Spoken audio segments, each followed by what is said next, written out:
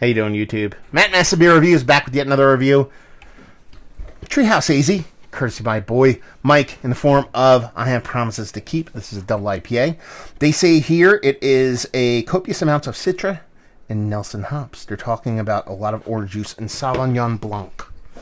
So we'll see what's what. Yeah. I already give the ABV on this, 7.9.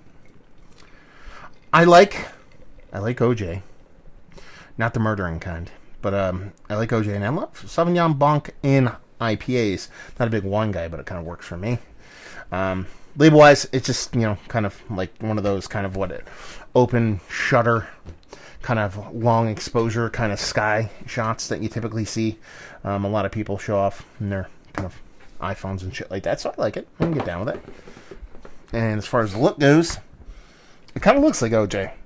Pinky finger of a weirdly kind of off-white kind of head. Super tight Quebec bubbles. Let's get a nose. Definitely that OJ. All that OJ. But it's like I was going to say, it's not from concentrate. It's the some pulpy. It's the some pulpy. It's not no pulp. It's not all the pulp. It's the some pulpy. I'm an all pulp kind of guy. But I can get down with it. But it's definitely got all those OJ vibes. It's pretty much where it lands for me. I'm not really getting much as far as bittering outside of a little bit of kind of a generic bittering. All the OJ are belong to us. And, yeah, that Sauvignon Blanc grape thing. I mean, there's something there that I can't really peg or pin down outside of the orange juice thing. But I'm not going to sit here and say that's what it is. It's just something that my remedial brain cannot figure out. What about you, Keith? When you said orange juice, the first thing that I thought of was those old, old like packages, those cylinder things that you would freeze. Yeah, and then you'd scrape the edge of it and eat the good stuff, and then you'd make orange juice from it. Yeah. But did you ever do that? Like you'd pop it open, kind of like it's like almost like a pop top. But you keep it in the freezer. It's from concentrate. It's like when you make OJ from concentrate, and you'd plop it into the glass thing, and it'd kind of come out like disgusting, like thump, and there'd be a bunch of that kind of crystallized, sugary orange juice on it, and we would kind of scrape that off and eat that direct. Oh, that was the best. And then you'd add water to it, and you get OJ. That's kind of where this is, but it's a little bit more kind of authentic for me. It's not full on from concentrate for me. It reminds me of that and Treehouse beer. Look at this guy. He knows what he's talking about. Cheers.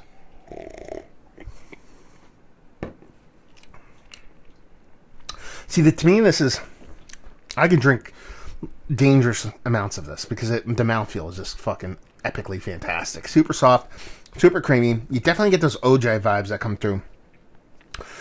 It's not as big as I thought it was going to be OJ-wise based off of the nose, but it's definitely there. Then again, we're also about 15 minutes deep into doing 3 reviews real quick. They're all like big fruit-leaning IPAs, so we might not be giving the best results here. But it's definitely OJ leaning. Again, I'm going to stick to my kind of the same thing I was saying about that Sauvignon Blanc thing in the actual, in the nose. There's something beyond the OJ there. You can call it like a kind of Venice kind of white grape thing. I'm not going to call it that, but there's some kind of fruit component that's just below that OJ that I really just can't peg down. There's a little bit of hop graininess in the back end.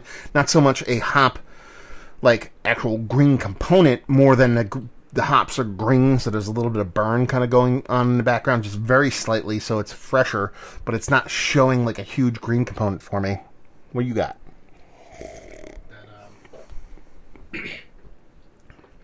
For me, that hop burny greenness is way bigger. That's a lot of it. This tastes more like actual orange juice, though. Yeah. It smells like those from concentrate things in the nose, but it tastes more like actual orange juice. Mouth feels nice. It's kind of thinned out a little bit as I sip it along, but the first couple sips were really kind of soft and creamy for me. I don't know if that's just me acclimating the beer itself, but it's nice. It's tasty. Is it? Let's cut to that chase. Is it one of the best, not even just best double IPAs, but best double IPA from Treehouse that I've had as of late? It's not in that. I mean, it's worthy of being in a conversation of a really good double IPA, but it's lacking that kind of panache, that pizzazz, that kind of wow factor that you honestly kind of expect when it comes to Treehouse beers nowadays. So it's really nice. It's really tasty. It's showing me things that I dig. Listen, a bit of hop graininess I can get down with. OJ I'm always a fan of, but I want something to kind of reach out and kind of just be like, hey, yeah, this is going to be pretty fucking awesome. And this is very tasty, but just lacking that kind of personality I look for in beer from time to time, especially from the heavy hitters. Yeah. What about you? What's the ABV on this? 7.9. Yeah. I don't want it. Yeah. It's not worth drinking. No, it's not worth drinking, says Keith. Whatever. Hot garbage, he says. It's 93 lumber. So yeah, it's fucking. Yeah, I like it. It's tasty. It just kind of. Let's put it this way, and this is kind of like. How do I put this?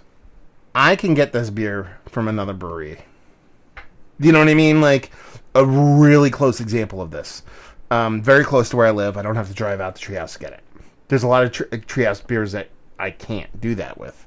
This is one of the ones I can. So that's kind of where it sits for me. I know 4 or 5 breweries that basically make this beer. Maybe even more. So anyway, it's tasty though. I dig it. It's not going to go to waste. Let's put it that way. Anyway, let's talk about it. One of the better ones. In the grand scheme of things, it's still a really good, well-done double IPA, just not kind of up there with King Shits of Fox Mountains. Value and availability is Treehouse. I mean, what is their stuff? Typically, give or take $4 a can? Between like $2.50 and $6 a can. Depending on what it is. Yeah. Yeah. So I don't think their price point's actually that bad. And they're actually one of the breweries that I guess can do kind of per can. And I love when breweries do per can, man. It's like one of my favorite things in history of mankind. But they can do it because they're going to sell out of everything. Other breweries just can't. Leave you with, if you like, what will you like this beer? If you like new school hazies, you're not afraid of a little bit of heartburn, hop-a-burn. And, yeah, you have promises to keep. You'll like this thing. So there you go. This thing. Do you like this fucking thing? Hopefully you guys enjoyed the review. Down there if you want to talk about it. Massive Beers if you want to check me out doing the social media stuff. Beer Massive. Want to check me out doing the whole podcasting thing. And hopefully you guys enjoyed the review. Hopefully you're enjoying a little bit of Hazies right now. Hopefully see you next time. Cheers.